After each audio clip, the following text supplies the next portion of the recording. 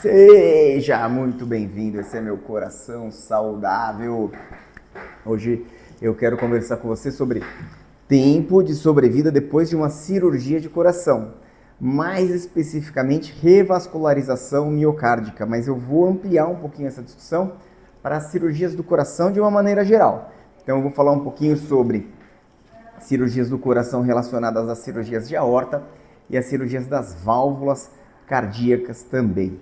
Primeira coisa que eu quero te falar é o melhor lugar para a gente conversar é lá no Instagram, @BrunoColantoni. Lá temos as caixinhas de perguntas, é o lugar onde você vai conversar comigo, a gente vai trocar uma ideia e vai ser muito bacana essa nossa interação, tá bom? Ali nas caixinhas de perguntas do Instagram é o ouro. Quase todo domingo eu coloco uma caixinha de perguntas para responder na segunda-feira de manhã. Então participe, estamos juntos. A segunda coisa que eu quero te falar é que eu peço muito que você me ajude a chegar nos 200 mil inscritos. Nós estamos com 168 mil hoje que estou gravando para você e eu queria pedir a sua ajuda. Tudo que eu tenho para te pedir é a sua inscrição. Então clica ali, clica no curtir e se puder, compartilhe em uns 2, 3 grupos de WhatsApp esse vídeo que vai falar sobre tempo de sobrevida pós-cirurgia cardíaca. Existe, pessoal, vários scores, várias calculadoras que avaliam isso.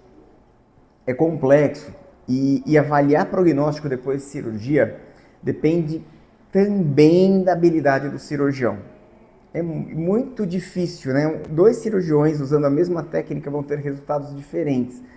Então, a cirurgia, de uma maneira geral, ela ainda é aquele artesanato e faz muita diferença você escolher o seu cirurgião. Não é o objetivo do nosso vídeo, mas cá entre nós, o que mais faz diferença na hora de você decidir o seu cirurgião é você confiar nele. Então você sentou com o cirurgião, ele conversou com você e você não confiou, vale a pena procurar um outro cirurgião e conversar. Tá, pessoal? Isso é um assunto muito sério, é a tua vida, é a tua saúde e faz muita diferença você ter alguém de confiança abrindo o seu peito e cuidando do seu coração. Dito isso, vamos falar um pouquinho dos tipos de cirurgia e da evolução sobre o prognóstico. Ou seja, o que vai definir se essa pessoa vai viver mais ou menos. Então, 2 pontos são importantes. O primeiro deles é cirurgia de aorta. É a cirurgia mais complexa dentro da cardiologia e talvez uma das maiores na medicina. Então, quando você vai fazer cirurgia de aorta ascendente, isso daí é mais grave. Ela é mais complexa. E ela exige uma recuperação melhor. Então é bacana, se você vai operar, se você está assistindo esse vídeo e ainda não operou, procurar um cirurgião que tenha experiência de operar a aorta e tenha bons resultados com a aorta, porque é mais complexo. Segunda coisa, se a cirurgia é de urgência, sabe, internou, saiu correndo, tem que operar, a tendência é o paciente evolui pior. Por quê? Porque Por quê? Porque esse paciente, ele não está preparado para a cirurgia. Então ele não está hidratado, ele não fez todo o tratamento. Muitas vezes alguns fazem um preparo nutricional, um preparo com antioxidantes, faz um preparo renal, tira alguns remédios que eventualmente podem ter alguma toxicidade. E o que acontece é que esse paciente, na hora que ele vai operar de urgência, nada disso acontece. Então, às vezes, tem uma evolução pior, em especial do quadro renal, pode ter um quadro inflamatório pior, enfim, a cirurgia de urgência é sempre pior. Então, isso também define. E aí, vem os scores, e eu quero mostrar para vocês algumas questões. Quais são os pontos que definem, de uma maneira geral, e os scores podem mudar, e aí vai depender muito do score que o seu cirurgião usa, mas alguns pontos eles são consensos, né? Então, variáveis que fazem diferença na evolução do paciente com revascularização do miocárdio ou outra cirurgia. Primeiro, se a cirurgia é de aorta ou não, se a cirurgia é de urgência ou não. Como funciona o rim desse paciente. Então, isso é importantíssimo. Se você tem uma insuficiência renal, a tendência é evoluir pior. Se você tem um rim no limite do funcionamento, imagina que a cirurgia é um trauma cirúrgico gigantesco.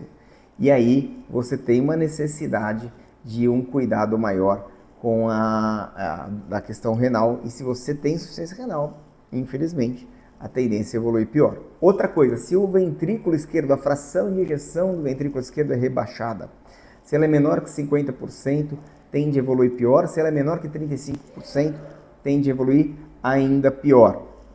Outra variável que faz diferença é a questão de se a primeira, segunda, terceira cirurgia, em especial se é cirurgia de válvulas do coração.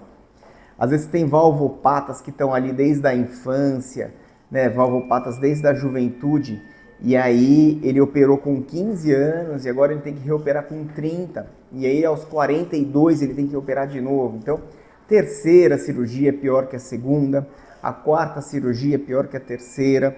Então é importante a gente ter essa leitura de que o paciente que é reoperado várias vezes, ele tende a ter uma evolução pior e exige mais cuidado e exige mais atenção.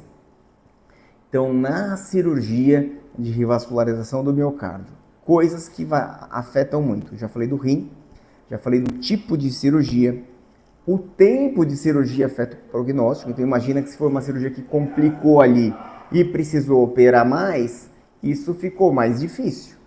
E por fim, a gente também precisa considerar a idade do paciente. Então, um paciente mais idoso, ele tende a evoluir pior. Um paciente mais jovem tende a evoluir melhor.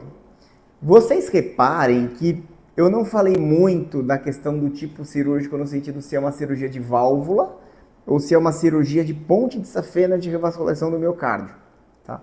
As duas, elas vão muito parecidas ali no processo de evolução prognóstica. O que muda bastante é se a cirurgia é de aorta e se ela é de urgência.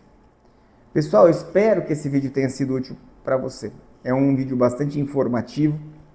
Se você chegou nesse vídeo e chegou até aqui, muito provavelmente ou você tem alguém que operou, ou você vai operar, ou já operou e está bastante ansioso. O que eu tenho para te dizer é que as técnicas evoluíram muito. Hoje em dia os pacientes estão evoluindo bem, evoluindo anos, décadas. As próteses valvares, que são as válvulas que são trocadas, elas têm uma tecnologia muito, muito melhor do que na época que eu fiz residência 20 anos atrás. Então isso faz muita diferença para você ter uma boa evolução clínica e você ter um bom resultado clínico. O que eu quero dizer para você também é que você precisa de um médico para chamar de seu, alguém que você confie, alguém que tenha experiência e que você possa ouvir e tirar as ansiedades e tirar as dúvidas. Você precisa ter vínculo. Nada substitui o vínculo entre médico e paciente. Então, se você ainda tem dúvida, procure o seu médico, mostre o meu vídeo, pega esse vídeo, compartilha com algum ente querido que possa sentir diferença ou que possa ficar mais tranquilo, enfim. Conte comigo. Esse é o nosso canal Meu Coração Saudável, há 8 anos e meio servindo a você, trazendo informação de qualidade no âmbito da cardiologia. Um forte abraço para você.